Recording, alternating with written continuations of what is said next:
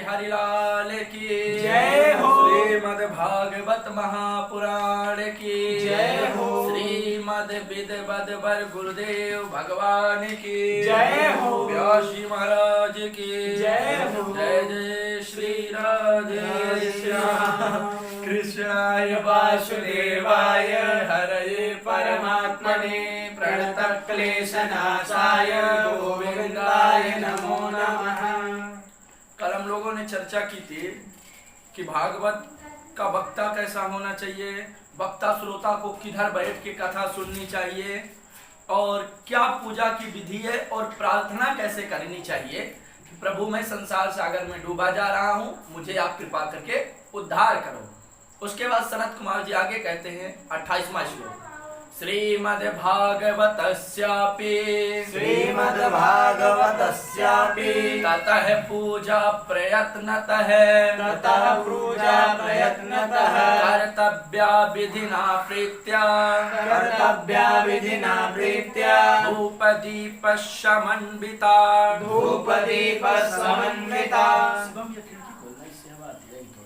क्या करना चाहिए? श्रीमद् भागवतस्यापि, श्रीमद् भागवत की भी, ततः यानी उसके बाद पूजा प्रयत्नतः, प्रयत्न पूर्वक श्रीमद् भागवत जी का पूजन करो।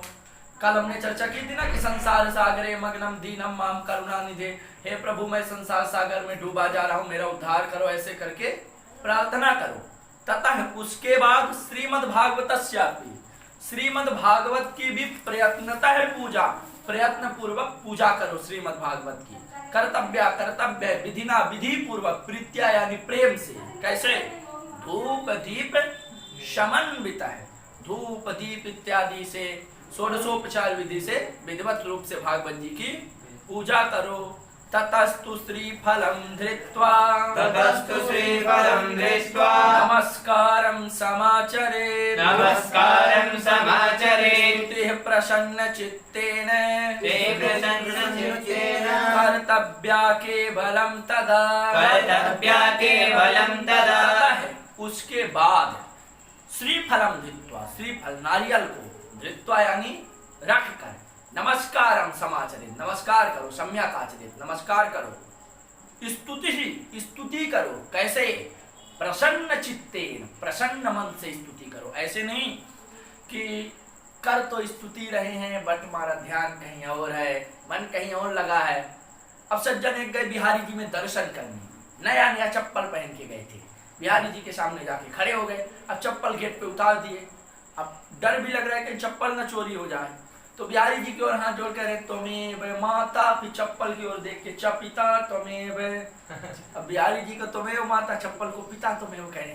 तो ऐसा नहीं, ध्यान प्रसन्न चित्ते, प्रसन्न चित्त से, एकाग्र चित्त से भगवान की स्तुति करो। कर्तव्यम केवला तदा, उस समय केवल यही कर्तव्य है कि स्तुति करो, दुनिया का ध्यान चिंतन मत करो। अच्छा क्यों? श्रीमद् भागवताख्योऽयं प्रत्यक्षः कृष्ण एव हि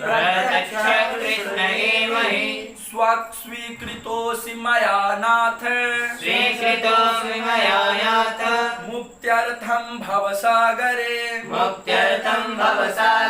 श्रीमद् भागवत आख्योऽयं, अयम आख्यान है, यह श्रीमद् भागवत रूपी आख्यान जो है, श्रीमद् भागवत की कथा जो है, प्रत्यक्ष कृष्ण एव ही, ये साक्षात प्रत्यक्ष श्री कृष्ण ही है। ये कोई पुस्तक नहीं है, कोई ग्रंथ नहीं है। तेनेयम बांगवई मूर्ति प्रत्यक्षा वर्तते हरे, ये साक्षात बालकृष्ण लाल की शब्दमयी प्रतिमूर्ति। इसी बात को कह रहे हैं कि भागवत जो है प्रत्यक्ष भगवान की शब्दमयी प्रतिमूर्ति है। उससे प्रार्थना करो, हे नाथ स्वीकृतोऽसि, स्वीकार करो मुझको, मुझे आप स्वीकार करो। मुक्त्यार्थे भवसागरे, मैं भव सागर से मुक्ति प्राप्त करने के लिए आपकी शरण में आया हूं, इसलिए आप मुझे स्वीकार कीजिए। मनोरथो मदीयोऽयं सफलः सर्वथा त्वया निर्विघ्नेनैव कर्तव्यो दासोऽहं तव केशव।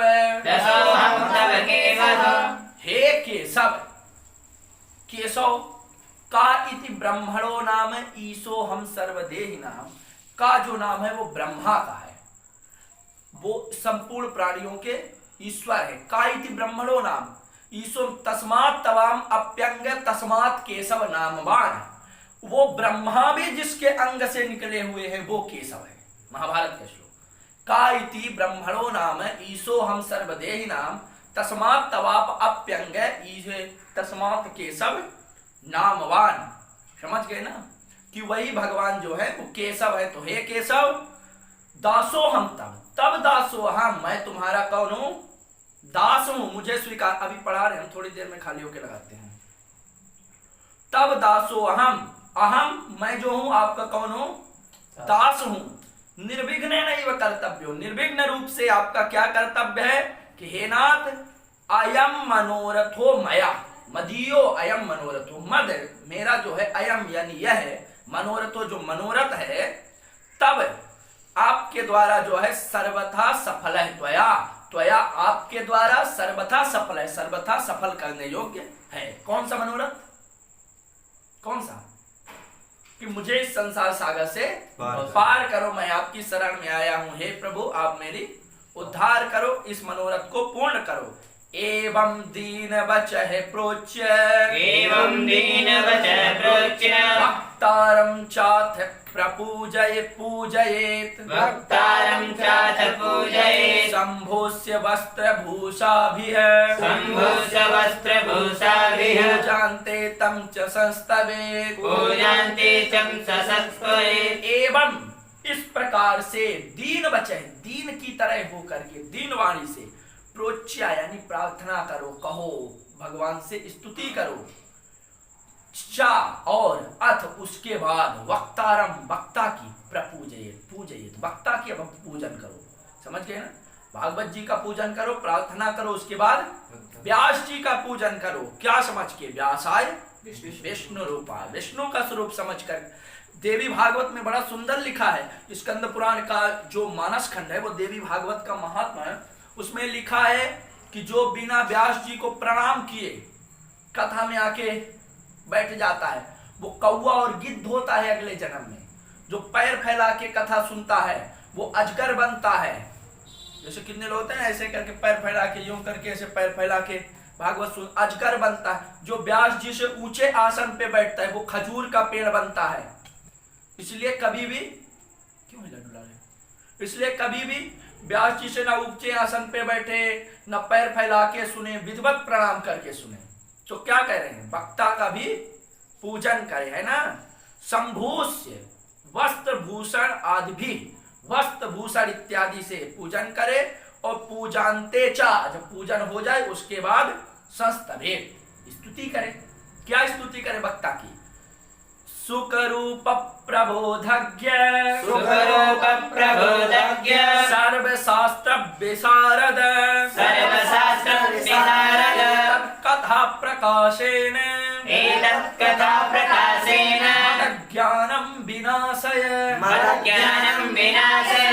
अगर वक्ता गृहस्थ है तो उसका व्यास मान के पूजन करे, और अगर वक्ता अभी ब्रह्मचर्य में है, ब्रह्मचारी है, और तो उसका सुखदेव मान करके पूजन करे।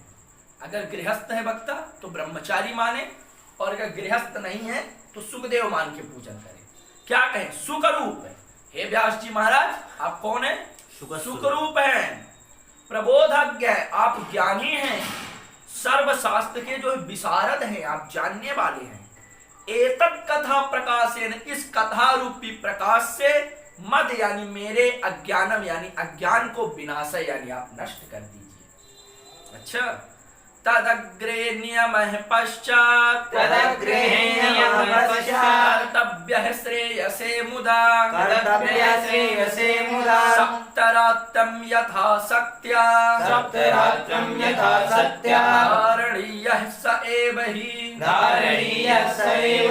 पश्चात यानी उसके बाद, पूजन के बाद। कर्तव्य है, क्या कर्तव्य है श्रेयता का? कि श्रेय से अपने कल्याण के लिए, मुदा यानी प्रसन्नता पूर्वक, तदग्रे किसके आगे? व्यास जी के आगे। नियम है यानी नियम ले कि हम ये नियम करेंगे। सप्तरात्रम 7 रात्रि पर्यंत यथाशक्ति अपनी शक्ति के अनुसार धारणीय से भी उस नियम का धारण भी करे। ऐसा नहीं कि नियम तो ले ले कि हम जो है ये नियम 7 दिन तक बिल्कुल नहीं करेंगे, ये काम नहीं करेंगे, तो उसका पालन भी करे। ऐसे नहीं कि व्यास जी के आगे संकल्प कर ले, संकल्प करते हैं ना कि अब हम ये नहीं करेंगे, पत्तल में भोजन करेंगे, जमीन पे सोएंगे, सारे नियम है ना। तो ब्रह्मचर्य का पालन करेंगे, क्रोध इत्यादि नहीं करेंगे, लोभ नहीं करेंगे, तो नियम ही बस ना ले ले बल्कि उसका पालन भी करे, ये कह रहे हैं। अच्छा और क्या करे, देखो वर्णम पंच विप्राणाम कथा भंग निवृत्तये कर्तव्यम तैर्हरैर्जाप्यम द्वादशाक्षर विद्यया। व्यास जी के साथ में एक वक्ता का तो और वर्णन करिए, हम लोगों ने कल चर्चा किए थे। उसके साथ में पंच विप्राणाम वर्णम, 5 ब्राह्मण का वर्णन करे। उनमें संगीत वाले नहीं आएंगे 5 में, आजकल तो संगीत वाले कोई वर्णन कर लेते, उनको ही 5 में जोड़ लेते, संगीत नहीं। पंच विप्राणाम वर्णम, 5 ब्राह्मण का वर्णन करे। क्यों? कथा भंग निमित्त, कथा में कोई विघ्न ना हो इसलिए। उनका काम क्या होगा? कर्तव्यम, क्या कर्तव्य होगा? किम कर्तव्यम? पंच विप्राणाम, उन 5 ब्राह्मणों का कर्तव्य क्या होगा? बोले तई उनके द्वारा हरे जाप्यम, भगवान श्री हरि का जाप करें, द्वादशाक्षर विद्या, ओम नमो भगवते वासुदेवाय का जाप करें, या तो श्रीमद् भागवत का पारायण करें और जाप करें। ऐसे नहीं कि हारमोनियम तबला बजा रहे हैं तो उनको भी हम 5 ब्राह्मण में जोड़ेंगे। जाप करें और भागवत का पारायण करें, उनको हम 5 ब्राह्मण में जोड़ेंगे। समझ में आई बात ना? और क्या? वैष्णव ब्राह्मणान वैष्णवाश्चान्यान तथा कीर्तनकारिणः नत्वा संपूज्य दत्ताज्ञः स्वयमासनमाभिषेक। इस श्लोक से ऐसा सिद्ध होता है कि संगीतमय भागवत पहले भी होती थी। ये श्लोक बता रहा है कि भागवत में संगीत का प्रयोग होता था पहले, लेकिन संगीत कायदे से अगर संगीत का उपयोग हो तब तो ठीक है, नहीं तो आजकल होता है, आप देखो श्री संगीतमय श्रीमद् भागवत लिखा होता है। जो मय है वो मयट प्रत्यय है, मयट प्रत्यय, और मयट प्रत्यय जो यहाँ पर विकार अर्थ में लगाया गया है। मतलब आज तो स्थिति ऐसी कि भागवत का विकास हो गई, संगीत की विकार भागवत हो गई है। यहाँ संगीत की प्रधानता है, संगीतमय श्रीमद् भागवत। जहां संगीत ही पहले आ गया, भागवत बाद में आया, तो भागवत की प्रधानता ही नहीं बची। प्रधानता तो संगीत की हो गई ना है? तो इसलिए क्या संगीत रखो, लेकिन समय समय पर उसको गाओ, समय समय पर कीर्तन। संगीत इसलिए कि व्यक्ति का मन लगा रहे, इसलिए कोई ऊब ना जाए, कथा सुनते सुनते थक ना जाए, इसलिए थोड़ा सा कीर्तन कर ले। नींद आ रही हो जिसको, इसलिए नहीं कि संगीत के ही सहारे से काट लें। 2-4 कथाएं भागवत की सुन के रट लें, पढ़ लें, बाकी संगीत के सहारे ही काट दें, ऐसा नहीं। क्या कह रहे हैं? ब्राह्मणान, और भी जो ब्राह्मण है, वैष्णवास, वैष्णव इत्यादि, तथा च अन्यान, अन्य भी जो है कीर्तनकारी है, संगीतकार बंधु जो है, हारमोनियम तबला बैंजो पैड इत्यादि बजाने वाले जो बंधु है, नत्वा उनको नमस्कार करें, संपूज उनका तिलक इत्यादि करें, और दत्ताज्ञा उनसे आज्ञा लेकर के स्वयं आसनम आभिषेक, स्वयं भी आकर के आसन पे बैठ जाए। यजमान के लिए बताया गया, मुख्य श्रोता के लिए, ठीक है ना? और ये नहीं कि बैठ करके फिर ओ फलाना क्या करा होगा, टेंट वाले को पैसा कैसे देंगे, हलवाई आज क्या बनाएगा भोजन, ये ना सोचे। क्या सोचे? क्या सोचे भाई? लोक वित्त धनागार, लोक वित्त धनागार, पुत्र चिंताम्भ्युदस्य च, पुत्र चिंताम्भ्युदस्य च, तथा चित्तः शुद्धमतिः, तथा चित्तः शुद्धमतिः, सा लभेत् फलमुत्तमम्, सा लभेत् फलमुत्तमम्। लोक यानी संसार की, वित्त यानी धन की, वित्त धन, धन दौलत इत्यादि धन संपत्ति जो है, और गार पुत्र चिंताम व्युदस्य, और पुत्र घर इत्यादि की चिंता को व्युदस्य यानी छोड़ करके, अब कोई टेंशन नहीं, शुद्धमति, शुद्धमति से एकाग्र मन से कथा चित्तय, कथा में चित्त लगाए कथा को सुने, साल लभेद फलम उत्तमम, ऐसा श्रोता उत्तम फल को प्राप्त करता है। जब उत्तम श्रोता के द्वारा सुनी गई भागवत कथा, बोलने वाला भी वक्ता भी उत्तम भागवत हो, श्रोता भी उत्तम भागवत हो, ऐसे उत्तम भागवत वक्ता और उत्तम श्रोता के द्वारा कही गई सुनी गई श्रीमद् भागवत की कथा से कल्याण होता है। जो सबका मन जो है कल्याण की दृष्टि हो, धन की दृष्टि ना हो। व्यास जी भी पैसा के लिए सुना रहे हैं, यजमान भी पैसा के लिए सुन रहे हैं। हमारे यहाँ बहू के बेटा नहीं हो रहा इसलिए भागवत करवा रहे हैं, कोई फैक्ट्री बढ़िया चल जाए इसलिए करवा रहे हैं। श्रोता का भी वही उद्देश्य है, व्यास जी भी पैसा के लिए कथा सुना रहे हैं। तो लक्ष्य पैसा नहीं होना चाहिए, पैसा तो अपने आप ही आएगा। आज देखो भगवत कृपा से कोई ही ऐसा कथावाचक होगा जो गरीब हो, नहीं तो भगवान की कृपा से सब कथावाचकों के सबसे ज्यादा पैसा कथावाचकों के पास तो है। हाँ, वाइट मनी करना तो सबसे ज्यादा उन्हीं के पास तो पैसा है। तो भगवत कृपा से कोई ऐसा कथावाचक होगा जिसके पास ना हो पैसा, गरीब हो, तो पैसा लक्ष्य नहीं होना चाहिए। परमात्मा का कल्याण, अपना कल्याण हो, परमात्मा की प्राप्ति हो, ये लक्ष्य होना चाहिए। तो व्यास जी को कथा कितनी सुनानी चाहिए ये सुनो। आप कथा सुनाते हैं ना, तो सुनो। असूर्योदयमारभ्य सार्धत्रिप्रहरान्तकं वाचनीया कथा सम्यक् धीरकण्ठं सुधीमता। सुधीमता, सुधी यानी विद्वान, बुद्धिमान को मता यानी माना गया है, कहा गया है बुद्धिमान वक्ता को चाहिए। असूर्योदय आरंभ है, सूर्योदय से लेकर के, सूर्योदय होने से लेकर के कब तक? सार्धति प्रहरांतकम, 3.5 प्रहर तक कथा को करिए। अच्छा, कितने देर तक? 3.5 प्रहर। 3.5 प्रहर का मतलब आप समझ लीजिए कितनी देर होगी लगभग? सुबह से लेके 12 करीब, लगभग 1-1:30 बजे तक 3.5 प्रहर हो जाएगा। तो 3.5 प्रहर तक कथा करें। अच्छा, आजकल तो रात में ही और भी सुनो, और सुनो, रात में तो करना ही नहीं चाहिए। और सुनो, वाचनीय कथा, वाचनीय कथा, कथा कहनी चाहिए सम्यक भली भांति, धीर कंठम, धीर कंठ से, गंभीरता से, मधुर वाणी में, चिल्ला चिल्ला के नहीं, मधुर वाणी से श्रोता, नहीं तो श्रोता ही भाग जाएगा।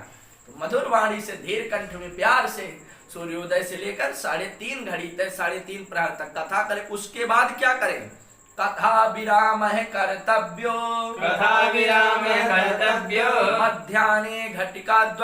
मध्याह्ने घटिकाद्वयम्, तत्कथामनुकार्यं वै, कीर्तनं वैष्णवैस्तदा। मध्याह्ने, दोपहर के समय, कर्तव्यो, क्या कर्तव्य है? कि घटिका द्वयम कथा विराम है, 2 घड़ी के लिए कथा को रोक दें। 2 घड़ी मतलब 48 मिनट, 48 मिनट के लिए कथा को बंद करें। उस समय क्या करें? घूमे? ना ना ना ना ना, तत्कथाम अनुकार्यम, उस समय लोगों को चाहिए कि कीर्तनम वैष्णवैस्तदा, वैष्णव इत्यादि कीर्तन करें। उस समय मतलब सुबह से शाम तक लगातार कथा चलनी चाहिए, बंद नहीं होनी चाहिए। बस दोपहर में जो बंद हो 2 घड़ी के लिए, उस समय कीर्तन चलता रहे। समझ में आई बात ना? हाँ, समय व्यर्थ ना जाए। नारद जी बोले ये तो ठीक है, सुबह शाम तक व्यास जी को लगातार स्पीच देनी है, ये तो समझ में आ रही। व्यास जी को बड़ी मेहनत पड़ेगी, गला सूख जाएगा। तो खाएंगे क्या व्यास जी और श्रोता क्या खाएं? कुछ खाने के लिए बताओ। सनत कुमार बोले देखो ऐसा है कि मलमूत्र जयार्थम ही, लघ्वाहारः सुखावह, भविष्यानेन कर्तव्यो, एकवारं कथार्थिना।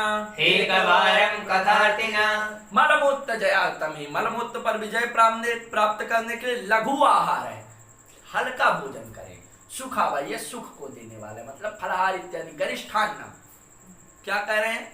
हविष्यान्येन कर्तव्यो, एक बार कथार्थिना, कथा वक्ता श्रोता दोनों को चाहिए, एक बार भोजन करे। हविष्यान्येन कर्तव्यो, हविष्यान्न को खाए, फलाहार इत्यादि करे। समझ गए ना? एक बार करे। बोले अच्छा तो यही होगा, उपोष्य सप्तरात्रं वै उपोष्य सप्तरात्रिं वै शक्तिश्चेत् शृणुयात् तदा शक्तिश्चेत् शृणुयात् तदा घृतपानं पयःपानं घृतपानं प्रयःपानं कृत्वा वै शृणुयात् सुखम् कृत्वा वै शृणुयात् सुखम्। ज्यादा अच्छा तो यह होगा कि सप्तरात्रम उपोष्य 7 रात्रि पर्यंत उपवास ही रह के कथा सुने। श्रोता तो विशेष रूप से इसको माने नियम, वक्ता को इसलिए ये इस नियम इसलिए बताया जाए ताकि कथा सुनने में मन लगे, नींद इत्यादि ना आए। व्यास जी की तो वैसे ही नींद नहीं आएगी, जो बोलना ये तो नींद कहां से आएगी, श्रोता के लिए ना सुनते सुनते नींद आ जाएगी। अच्छा तो यह है कि सप्तरात्रम उपोष 7 रात्रि तक उपवास रह के सुने धुंधुकारी की तरह। शक्तिश्चेत छिड़ुआ, चेत लगा दिया, यदि छिड़ुआत शक्ति, अगर आपकी सुनने की शक्ति है तदा तब उपवास रहो, नहीं तो उपवास मत रहो। अगर आपको लगता है कि हम सुन लेंगे 7 दिन उपवास तब रहो, नहीं तो 8वें दिन परीक्षित के तरह मुक्त मत हो जाओ, समझ गए ना। तो अगर नहीं रह सकते, नारद जी बोले उपवास रहना थोड़ा कठिन है, कोई और उपाय। सनत को घृतपान, घी पी के रहो और तो चक्क पियो घी। नारद जी बोले घी तो पचाना थोड़ा कठिन काम है, घी नहीं पच पाएगा। संत को आज कोई बात नहीं, पयःपानम, दूध पियो, खूब दूध पियो, सुबह शाम दूध पियो बढ़िया। सनत कुमार जी ने कहा दूध पियो। नारद जी बोले ये भी थोड़ा सा कठिन काम है, दूध पी करके कथा सुन पाना आदमी को असंभव सा प्रतीत हो रहा है। सनत कुमार जी बोलो कृत्वा वै शृणुयात् सुखम, अगर सुख मिल रहा हो तभी ऐसा करो, चाहे घी पियो चाहे दूध पियो, अगर सुख मिल रहा हो तब करो। अगर नहीं मिल रहा है तो क्या करो, फलाहारेण वा भव्यम, फलाहारेण वा भव्यम एक भुक्तेन वा पुनः, एक भुक्तेन वा पुनः सुख साध्यम भवेद्यत्तु, सुख साध्यं भवेद्यत्तु कर्तव्यम श्रवणायत, कर्तव्यं श्रवणायत। नहीं तो फलाहारेण, फलाहार करो, एक भाव्यम, एक भार, एक भुक्तेन वा पुनः, एक बार भोजन करो। अच्छा तो ये फलाहार करके रहो, फलाहार भी नहीं कर पाते तो एक भुक्तेन भाव्यम, एक टाइम आप भोजन कर सकते हो, चाहे जैसे करो। सुख साध्यम भवेत यतु, अगर कर्तव्यम श्रवणाय, अगर श्रवणाय कर्तव्यम, अगर श्रवण करने में मन लग रहा है तभी ये सब नियम को मानो। सुख साध्य अगर हो रहा है, आपको व्रत रह के या घी पीकर या दूध पी के आपका कथा सुनने में कायदे से मन लग रहा है तभी इन नियमों को मानो। अगर नहीं लग रहा है तो आप चक्क 4 टाइम भोजन करो, खूब सुनो कथा।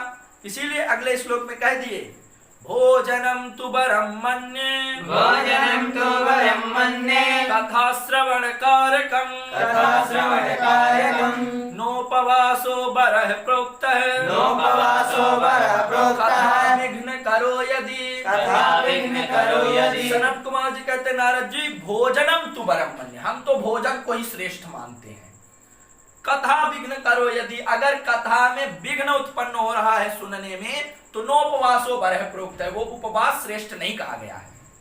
अगर आपका कथा सुनने में मन नहीं लग रहा है तो ऐसा उपवास किसी काम का नहीं है। इसलिए कथा विघ्न करो यदि, अगर कथा में कोई विघ्न हो रहा है तो आप उपवास बिल्कुल मत रहो। भोजनम तु वरम मन्ये, भोजन खूब करो चक और कथा सुनो, कथा श्रवण कार्यक्रम, बस कथा सुनने में आपका मन लगना चाहिए। वैसे भी उपवास का मतलब कोई ये नहीं होता भोजन न करना। उपावृत्तस्य पापेभ्यो यस्तु वासो गुणैः सह उपवास इति प्रोक्तो न शरीरस्य शोषणम। आदर्श नीति के 3 अध्याय में लिखा है संपूर्ण पापों से ऊपर उठ जाना। उपावृत्तस्य पापेभ्यो, पापों को बंद कर दो। यस्तु वासो गुणैः सह, गुणों के समीप रहो। उपवास इति प्रोक्तो, यही तो उपवास है। न शरीरस्य शोषणम, भोजन न करके शरीर को सुखाना थोड़ी ना उपवास है। वैसे उपवास का शाब्दिक अर्थ यही होता है। उप यानी होता है समीप, वास यानी रहना, परमात्मा के समीप रहना, सद्गुणों के आश्रित रहना, सद्गुणों के पास में रहना, यही तो उपवास है। यही तो उपवास है। उपवास का मतलब ये थोड़ी जरूरी थोड़ी नहीं कि आप भोजन ना करके हम शरीर को सुखा लें, हम हड्डी पसली दिखा दे, वही उपवास है। ऐसा उपवास किसी काम का नहीं। नारद जी स्पष्ट, सनत कुमार स्पष्ट कह रहे हैं कि नोपवास वरो प्रोक्तो, ऐसा उपवास किसी काम का नहीं है। इनके लिए लागू हो रहा है। हाँ, आप जो हड्डी दिख रही है ना, 2 दिन नहीं खाओगे भोजन तो और ऐसे हो जाओगे। साधकों के साथ ऐसे होता है। साधु आज हमसे पूछ रहे थे, साधक है। आज हमसे पूछे, बोले मोटे कैसे हो बताओ। हमने कहा हम खुदा ही नहीं है, हम आपको कैसे बता दें। लेकिन आप स्वस्थ हैं। तो ऐसा उपवास किसी काम का नहीं है, समझ गए ना। ज्यादा भोजन किया करो, अपने आप मोटे हो जाओगे, ठीक है ना। घी पिया करो, नारद जी भी, सनत कुमार जी बता रहे हैं ना, घी पियो मोटे हो जाओगे। और क्या कह रहे हैं भाई, सप्ताह प्रतिनाम पुंसाम सप्ताह प्रतिनाम पुंसाम नियमाच्छृणु नारद नियमाच्छृणु नारद विष्णु दीक्षा विहीनानाम विष्णु दीक्षा विहीनानाम अधिकारः कथा श्रवे। नाधिकारः कथा श्रवे। सनत कुमार जी कहते हे नारद, नारद जी सप्ताह प्रतिनाम पुंसाम, जो व्यक्ति सप्ताह व्रती है, संकल्पित है कि हमें भागवत सुननी है, उसके नियमात छुड़ू श्रीणु, सस छोटी से सा को छा हुआ, उसके नियम को श्रीणो या सुनो। क्या नियम? विष्णु दीक्षा विहीना नाम, जो दीक्षा से रहित है, नाधिकारम कथा श्रवे, उसको कथा सुनने का कोई अधिकार नहीं। दीक्षा लीजिए। हाँ, जो दीक्षित नहीं है उसको सुनने का कोई अधिकार नहीं, कहने की तो कोई सवाल ही नहीं होता है। अध्ययन अध्ययन अध्ययन बात तो वही हुई, अध्ययन करना सुनना सब वही हो गया। हम तो लिए जैसे पुनः संस्कार नहीं होता तो भी नहीं पढ़ सकते वेद आप। वेद में वो तो वेद नहीं, अगर आप दीक्षा से रहित हैं, इसीलिए देखो पहले होता था गुरुकुल में सिस्टम होता था, आप कहीं जाओ तो पहले गुरुजी लोग दीक्षित करते थे। ये वेद पढ़ने जाओ तो पहले आपका यज्ञोपवीत करते, तब वेद पढ़ाते। ऐसा नहीं कि आपको वेद पढ़ा देते हैं बाद में कहते हैं बसंत पंचमी पे यज्ञोपवीत करेंगे, ऐसा नहीं कहते। वेद शुभ मुहूर्त देख के वेद करेंगे तभी वेद पढ़ाएंगे, नहीं तब तक आश्रम में रहो, सेवा इत्यादि करो। तो यही नियम है, चाहे वो पढ़ने की हो, चाहे कथा सुनने की हो, चाहे कहने की हो। जब तक व्यक्ति दीक्षित नहीं है तब तक उसे कथा कहने सुनने पढ़ने का अधिकार नहीं है। इसलिए दीक्षा पहले जरूरी है। इसलिए चाहिए कि बढ़िया सा शुभ मुहूर्त देख करके गुरु बना ले, दीक्षित हो जाए, गुरु मुख हो जाए।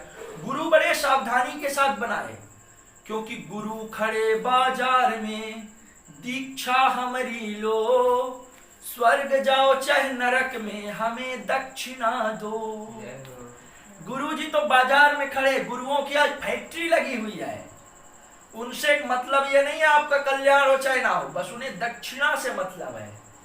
गुरु बातो घर घर फिरे, दीक्षा हमारी लो, को बूढ़ो को उबरो, मोहि टका परदनी दो। गुरु जी से तो मतलब तुम्हारा कल्याण हो चाहे ना हो, बस हमें तो तुम दक्षिणा दे दो।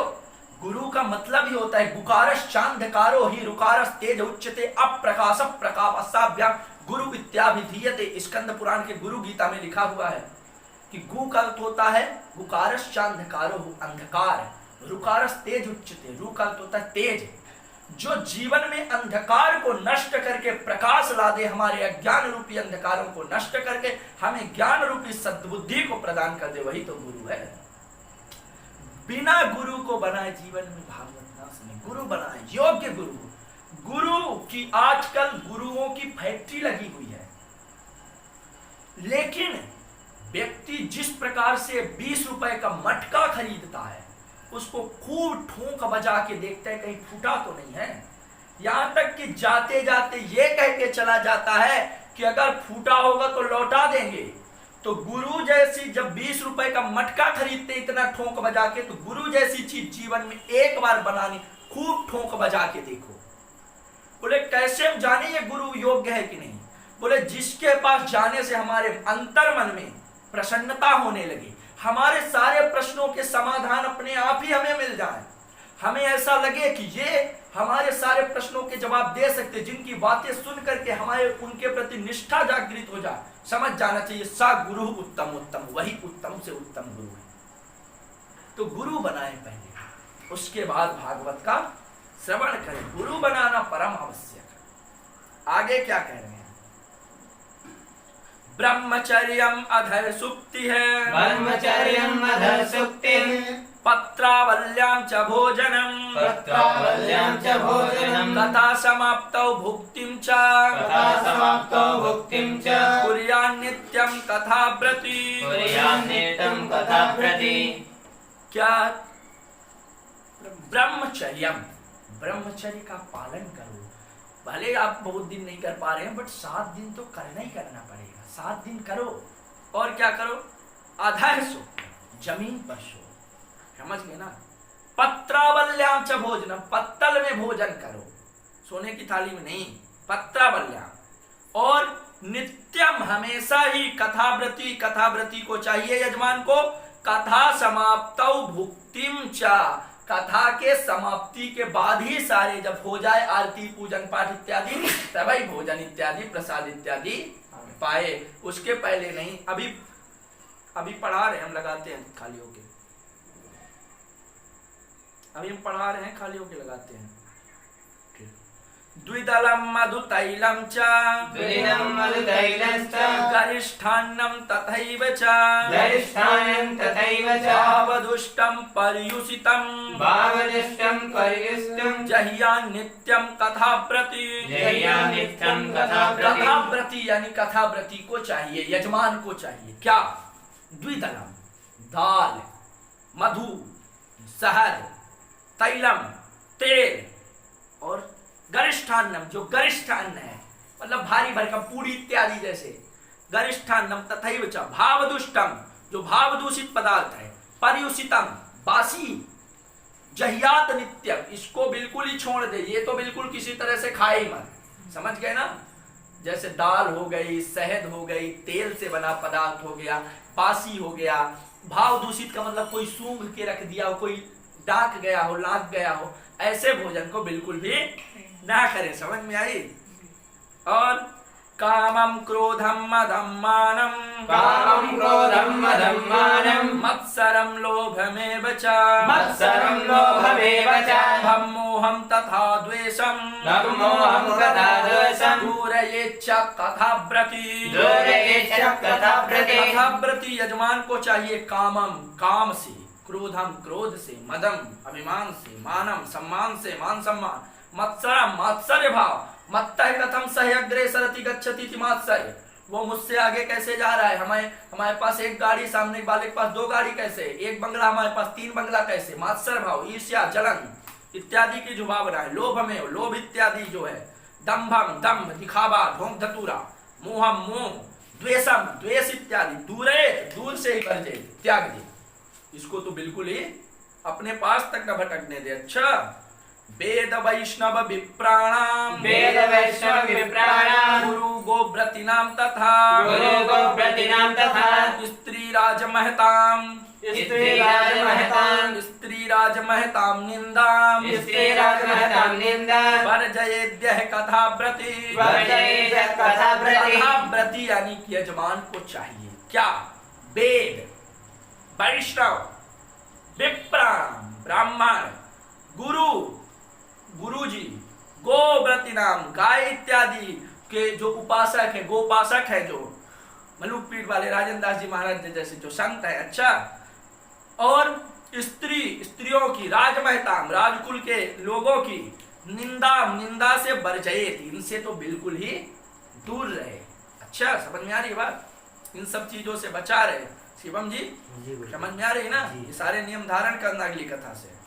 अच्छा, रजस्वलान्त्यजं म्लेच्छ, रजस्वलान्त्यजं म्लेच्छ, पतितभ्रात्यकैस्तथा, पतितभ्रात्यकैस्तथा, द्विजद्विवेद बाह्यैश्च, द्विजद्विवेदबाह्यैश्च, नवदेद्यः कथाव्रती, नवदेद्यः कथाव्रती। कथाव्रती को यजमान को चाहिए। रजस्वला, मासिक धर्म में जो नारी है, 3 दिन के लिए, प्रथमे हनि चांडाली, द्वितीय ब्रह्म घातिनी, तृतीय रज के प्रोक्ता, चतुर्थे हनि शुद्धति, चौथे दिन शुद्ध होती है। पहले दिन वो प्रथमे हनि चांडाली, पहले दिन चांडाली स्वरूपा होती है, द्वितीय ब्रह्म घातिनी, दूसरे दिन ब्रह्म घातिनी स्वरूपा होती है, तृतीय रज की प्रोक्ता, तीसरे दिन वो धोबिन जैसी होती है, चतुर्थे हनि शुद्ध, चौथे दिन शुद्ध होती है। लेकिन अग्नि पुराण में वर्णन है, वो अनुष्ठान में चौथे दिन नहीं बैठ सकती है, पंचम दिन बैठ सकती है। अग्नि पुराण में तो सप्तम दिन का वर्णन है, अग्नि पुराण में तो वो 7वें दिन बैठ सकती है। समझ गए ना? चौथे दिन शुद्ध हो जाती है। आज तो कई बार ऐसा होता है कि 6-6, 7-7 दिन तक भी हो जाता है। ऐसा हमें बता रहे थे गुरुदेव भगवान, हमें जानकारी तो नहीं है, लेकिन ऐसा बता रहे थे 6-6, 7-7 दिन तक भी, तो इसलिए 7 दिन इसी हिसाब से बताया गया है ना, कि अगर लेट लपाट भी हो जाए तो। क्या लिखे? अरे मतलब क्या कह रहे थे कि ये चाहिए कि रजस्वला नारी, अंत्यज हीन जाति के जो है अंत्यज, म्लेच्छ इत्यादि, पतित जो पतित हो गए हैं, भ्रात्यकैष तथा जो गायत्री इत्यादि से जो इत्यादि से द्विज वेदबाह्यश्च, जो वेदबाह्यश्च द्विज मतलब जो गायत्री इत्यादि से रहित ब्राह्मण हैं उनसे, और द्विज जो ब्राह्मणों से द्वेष करने वाले, न बदेद्य कथावृत्ति, यजमान को चाहिए कि उनसे बिल्कुल ही बात ना करे। समझ गए ना? किससे रजस्वला से, अंत्यज से, म्लेच्छ से जो पतित है उनसे, और गायत्री से जो रहित है, संध्या वंदन नहीं करते, तथा ब्राह्मणों से जो द्वेष करते हैं और जो वेद को नहीं मानते हैं ना, इनसे बिल्कुल भी बातें ना करे। और क्या करे? सत्यम शौचम दया मौनम, सत्यम शौचम दया मौनम, आर्जवम विनयम तथा, आर्जवम विनयम तथा, उदारमानसं तद्वद, उदारमानसं तद्वन्, एवं कुर्यात् कथाव्रति, एवं कुर्यात् कथाव्रति, कथाव्रति यजमान को चाहिए। क्या चाहिए भाई? सत्यम, सत्य बोले, शौचम पवित्रता रखे, और दयाम दया करे, मौनम ज्यादा से ज्यादा मौन रहने का प्रयास करे, आर्जवम सरलता से युक्त विनय हो, विनयम विनय हो, और उदार मानसम उदारता का बर्ताव करे, तद्वदेयम इस प्रकार से उसको बर्ताव करना चाहिए। ये सारे नियम माने। दरिद्रश्च क्षयरोगी, दरिद्रश्च क्षयरोगी, निर्भाग्यः पाप कर्मवान्, निर्भाग्यः पाप कर्मवान्, अनपद्यो मोक्ष कामः, अनपद्यो मोक्ष कामः, श्रूयाच्च कथामिमाम्, श्रूयाच्च कथामिमाम्। यद्यपि ये कथा सबको सुननी चाहिए, लेकिन इमाम कथाम श्रूयात, ये कथा विशेष रूप से किसे किसे सुननी चाहिए ये बता रहे। किसको? दरिद्रश्च, अगर कोई दरिद्र है, अगर कोई दरिद्रता से घिरा हो, भागवत सुनेगा तो दरिद्रता उसकी दूर हो जाएगी। क्षय रोगी, जिसको क्षय रोग है, टीबी आज की भाषा में क्या, बड़ी बीमारी, क्षय रोगी जिसको क्षय रोग है वो सुने इसको। निर्भाग्य है, जो भाग्य रहित है वो सुने। पाप कर्मवान, जिसने जीवन में बहुत से पाप कर लिए, पापी है, वो सुने। और अनपत्यो, जिसके कोई संतान नहीं है वो सुने। और मोक्ष कामन तो सुने, जो मोक्ष चाहता है वो तो सुने, क्योंकि भुक्ति मुक्ति करे स्थिता, इस पे तो सब मिलेगी। उसको ये कथा प्रयत्न पूर्वक अवश्य सुनना चाहिए। विशेष रूप से अपुष्पाकाक बंध्या च, अपुष्पाकाक बंध्या च, बंध्या च, बंध्याया च मृतार्भका, बंध्याया च मृतार्भका, स्रवद्गर्भा च या नारी, स्रवद्गर्भा च या नारी, तया श्राव्या प्रयत्नतः, तया श्राव्या प्रयत्नतः। अपुष्पा, जो अपुष्पा नारी है, मतलब जिसका रजो दर्शन रुक गया हो, मासिक धर्म ना आ रहा हो, इसको कहते हैं अपुष्पा। अपुष्पा काकबंध्याचा, काकबंध्या उसको कहते हैं एक संतान हो और फिर मर जाए, उसको कहते हैं काकबंध्या। बंध्या, जो बिल्कुल ही बांझ हो, जिसके कोई संतान ही ना हो। चा मृतार्भका, जिसके बालक तो हो रहे हो लेकिन मर जा रहे हो। ऐसी स्रवद गर्भा, जिसका गर्भपात हो जा रहा हो, 2 महीना 3 महीना में गर्भ ही गिर जा रहा हो।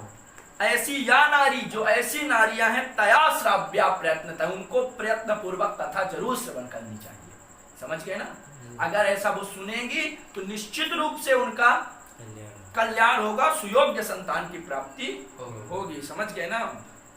और एतेषु विधिना श्राव्ये, एतेषु विधिना श्राव्ये, तदक्षयतरं भवेत्, तदक्षयतरं भवेत्, अत्युत्तमा कथा दिव्या, अत्युत्तमा कथा दिव्या, कोटि यज्ञ फलप्रदा, कोटि यज्ञ फलप्रदा। एतेषु, ये सब जो ऊपर गिना दिए गए लोग, यदि विधिना श्राव्य, यदि विधि पूर्वक ये श्रवण करें तो तद अक्षयतरम भवेत्, इनको अक्षय फल की प्राप्ति होगी। अत्युत्तमा कथा दिव्या, ये अति उत्तम दिव्य कथा अगर वो श्रवण करे तो उन्हें अक्षय फल की प्राप्ति होगी। कैसे? जो कि कोटि यज्ञ फल प्रदा, करोड़ों यज्ञों के फल को प्रदान करने वाले उस फल की इनको प्राप्ति होगी। समझ गए ना?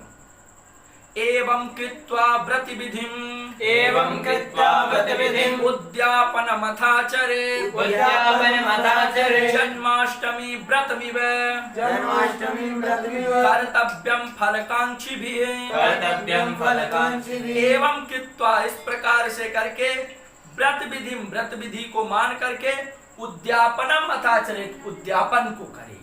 कैसे उद्यापन करे? जन्माष्टमी व्रत में जन्माष्टमी के व्रत की तरह धूमधाम से कर्तव्यम ऐसा कर्तव्य है कि जन्माष्टमी के व्रत की तरह बड़े धूमधाम से उद्यापन करे। कौन?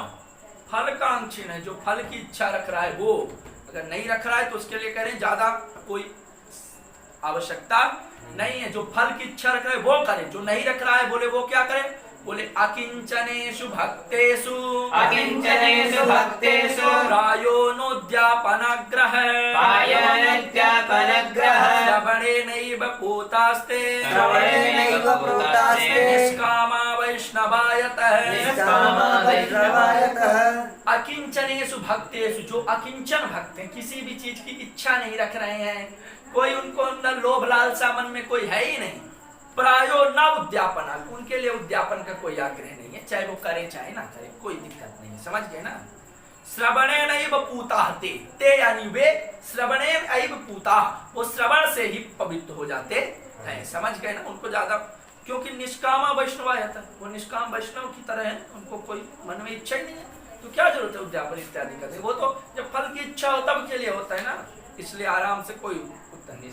एवं नगाह यज्ञेस्मिन् एवं नगाः यज्ञेस्मिन् सप्ताहे सोत्भिस्तदा सप्ताहे सोत्भिस्तदा पुस्तकस्य च वक्तुश्च पुस्तकस्य च वक्तुश्च पूजा कार्याति भक्तितः पूजा कार्याति भक्तितः एवं इस प्रकार से नगाह यज्ञ अस्मिन्, इस सप्ताह श्रवण में, नगाह यानी नग यानी होता है पर्वत, न गच्छति इति नग, और तो पर्वत है 7 है। देखो बड़ी सुंदर बात कही, नगाह यज्ञ, भागवत को नगाह यज्ञ कहा गया है। नगाह का बड़ा सुंदर भाव है। न गच्छति इति नग, पर्वत है, जो नहीं चल सकते उनको कहते हैं नग यानी पर्वत। मुख्य रूप से पर्वत है 7 है। कितने पर्वत है? 7 है। तो नग यानी हुआ 7 है, और आगे शब्द अहन शब्द है, अहन यानी होता है दिन, तो नगाह यानी नगाह का मतलब हुआ 7 दिन। समझ गए ना? एवं इस प्रकार से नगाह यज्ञ, इस 7 दिन के यज्ञ में समाप्ति पे श्रोतभिस्तदा, श्रोता को चाहिए पुस्तकस्य च वक्तुस्य, पुस्तक और वक्ता दोनों की भक्ति कार्याति भक्तितः पूजा, अति भक्ति के साथ में पूजा करे। बड़ा खूब श्रद्धा दिखा करके जितना भी हो सके प्रेम से पूजन करे। प्रसाद तुलसी माला श्रोत्रिभ्यश्चाथ दीयताम् मृदङ्गताल ललितम् कर्तव्यं कीर्तनं ततः। उसको चाहिए श्रोता को प्रसाद, तुलसी माला, श्रोत्रिभ्यश्चाथ दीयताम्, श्रोताओं को ये सब प्रदान करे, प्रसाद दे, तुलसी की माला दे, और मृदंग ताल ललितम, और मृदंग और ताल यानी मृदंग झांझ इत्यादि से कर्तव्यम कीर्तनम तथा, बड़े प्रेम से सुंदर ध्वनि करते हुए श्रीमन नारायण नारायण का बड़े प्रेम से, श्री कृष्ण गोविंद हरे मुरारे हे नाथ नारायण वासुदेव, बड़े प्रेम से इसका कीर्तन करे। जय शब्दम नमः शब्दम, जय शब्दम नमः शब्दम, शंख शब्दम चकारयेत्, शंख शब्दम चकारयेत्, विप्रेभ्यो याचकेभ्यश्च विप्रेभ्यो याचकेभ्यश्च विप्रमन्नं च दीयताम्। विप्रमन्नं च दीयताम्। जय शब्दम, कथा के बाद जय हो की ध्वनि करो, नमो नमः की ध्वनि करे, शंख शब्दम चकारे, शंख बजाए बड़े प्रेम से। विप्रेभ्यो, ब्राह्मणों को, याचकेभ्यो, जो याचक इत्यादि आते हैं उनको, वित्तम अन्नम च दीयतम, धन और अन्न इत्यादि दे। धन याचकों को जरूर देना चाहिए, क्योंकि भगवान वेदव्यास एक सुंदर बड़ा श्लोक लिखते हैं। वो श्लोक महाभारत के उद्योग पर्व में भी है, स्कंद पुराण के मार्गशीर्ष महात्म्य में भी है कि द्वाबंभस निवेष्टव्यौ गले बद्ध्वा दृढ़ाम शिलाम धनवंतम अदातारम दरिद्रम चा तपस्विनी। 2 लोगों के गले में पत्थर बांध के नदी में फेंक दो कि डूब के मर जाएं। पहले तो जो धनवंतम, फिर भी अदातारम, धनवान है लेकिन दान नहीं करते। दूसरे दरिद्रम च अतपस्विनी, दरिद्र होने के बाद भी तपस्या नहीं करते। दोनों लोगों के गले में पत्थर बांध के फेंक दो, डूब के मर जाए। शुक्र मनाओ, अगर कोई आपसे मांग रहा है तो उसको दे दो, शुक्र मनाओ। भगवान ने आपको देने वाले में रखा है, फैलाने वालों में हाथ नहीं रखा है। इसलिए कोई मांगे तो उसे दान करो यथाशक्ति। और क्या नियम और भी बता रहे हैं, सुनो। विरक्तश्चेद भवेत् श्रोता, विरक्तश्चेत् भवेत् श्रोता, गीता वाच्या परेहनि, गीता वाचा परेहनि, गृहस्थश्चेत् तदा होमः, गृहस्थश्चेत् तदा होमः, कर्तव्यः कर्म शान्तये, कर्तव्यः कर्म शान्तये। छेद यानी यदि, विरक्त है श्रोता, यदि श्रोता विरक्त है तो परेहनि अगले दिन क्या करे, गीता वाच्या, गीता का पाठ करवाए। यदि विरक्त है तब। यदि गृहस्थश्चेत् तदा, यदि वो गृहस्थ है तब होमः कर्तव्य है, होम करवाए, हवन, कर्म शांत है, कर्म की शांति के लिए। किससे होम करवाए ये भी बता रहे हैं। प्रतिश्लोकम तु जह्याद, प्रतिश्लोकम तु जह्यात्, विधिना दशमस्य च, विधिना दशमस्य च, पायसं मधु सर्पिश्च, पायसं मधु सर्पिश्च, तिलान्नादिक संयुतम्, तिलान्नादिक संयुतम्। प्रतिश्लोकम, एक एक श्लोक से जह्याद आहुति दो, विधिना विधि पूर्वक, दसम स्कंद के एक एक श्लोक से। आजकल तो ये परंपरा ही नहीं है, कोई नहीं करवाता भागवत में। दसम स्कंद कोई श्लोक से ओम नमो भगवते से करवा देते हैं, तो भागवत के 10-5 मंत्रों से। ऐसा नहीं, भागवत के दसम स्कंद के एक एक श्लोक से आहुति दो। हाँ, पूरे दसम स्कंद, 90 अध्याय है दसम स्कंद में। दसम स्कंद में कम से कम 5,500 श्लोक हैं। एक एक श्लोक से आहुति दो, समझ गए ना। कैसे आहुति में क्या, मधु शहद हो, और पायसम खीर हो, सर्पी यानी घी हो, और क्या बता रहे हैं, तिलम तिल हो, अन्नादिक संयुतम, अन्न इत्यादि आहुतियों से, सामग्रियों से आहुति देनी चाहिए। अच्छा, यदि नहीं दे सकते हो, अथवा हवनम कुर्यात्, अथवा हवनम कुर्यात्, गायत्यासु समाहितः, गायत्यासु समाहितः, तन्मयत्वात् पुराणस्य, तन्मयत्वात् पुराणस्य, परमस्य च तत्त्वतः, परमस्य च तत्त्वतः। यदि ऐसा नहीं कर पा रहे हो तो अथवा नहीं तो फिर क्या करो, हवनम कुर्यात्, हवन करो। कैसे, सुसमाहित है, समाहित चित्त से, गायत्र्या गायत्री मंत्र से हवन कर सकते हो। अच्छा, तन्मयत्वात्, उतना ही महिमा होगी, उतना ही माना जाएगा, क्योंकि तत्वतः वास्तव में परमस्य पुराणस तन्मयत्वात्, ये वास्तव में भागवत जो पुराण है ये गायत्री का ही स्वरूप है, क्योंकि प्रारंभ भी इसका सत्यम परम धीमहि से होता है, और श्रीमद् भागवत गायत्री मंत्र भी भर्गो देवस्य धीमहि से होता है। तो धीमहि इति प्रारंभेण गायत्र्या च ब्रह्म विद्या रूपम एतत् पुराणम इति दर्शितम। श्रीधर स्वामी जी अपनी टीका में कहते हैं, धीमहि से प्रारंभ, लिखा है मैं इसमें कि धीमहि से प्रारंभ करके वेद व्यास जी एतत् पुराणम गायत्र्याख्य ब्रह्म विद्या रूपम एतत् पुराणम इति दर्शन, ब्रह्म विद्या के स्वरूप इस पुराण को बता रहे हैं। श्रीधर जी अपनी टीका में ऐसा लिखते हैं। समझ में आ गई बात ना। तो गायत्री से भी कर सकते हैं, क्योंकि अभी महात्मा के 2-3 अध्याय में बताया गया कि ये सब द्वादशी तिथि, कामधेनु, गैया, तुलसी, ये सब गायत्री मंत्र, ये सब तत्वतः एक ही हैं। अच्छा, इसलिए ऐसे भी कर सकते हैं।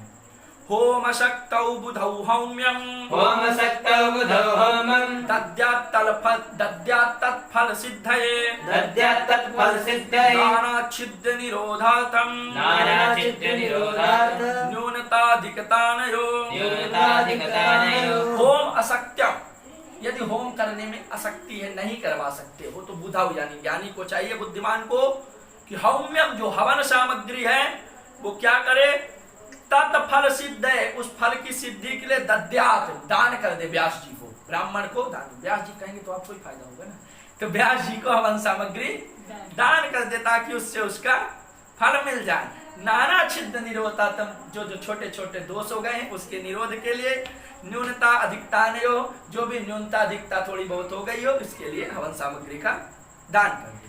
दोषयो प्रथमार्थं च दोषयो परमार्थं च पठेन्नाम सहस्रकम् पठेनाम सहस्रकम् तेन स्यात् सफलं सर्वम् तेन स्यात् सकलं नास्त्यस्मादधिकं यत् दोषयो प्रथमार्थं च जो भी दोष हो गए हैं छोटी बड़ी न्यूनम अधिकम दोषम उसके प्रथमार्थम यानी शमन के लिए नष्ट करने के लिए पठेन नाम सहस्रकम विष्णु सहस्त्र नाम का पाठ करवाए पाठ करे दोषों पर और तेन उससे स्यात् सफलम सर्वम सब कुछ सफल हो जाता है नास्ति अस्मात् अधिकम यतः क्योंकि इससे बढ़कर इससे अधिक कुछ भी नहीं है इसलिए विष्णु सहस्त्र नाम का पाठ करवाए। अच्छा बाद में क्या करे कथा के बाद द्वादशान ब्राह्मणान पश्चात द्वादशान् ब्राह्मणान् पश्चात् भोजयेन् मधुपायसै भोजयेन् मधुपायसै सुवर्णं धेनुं च गान्धात् सुवर्णं धेनुं च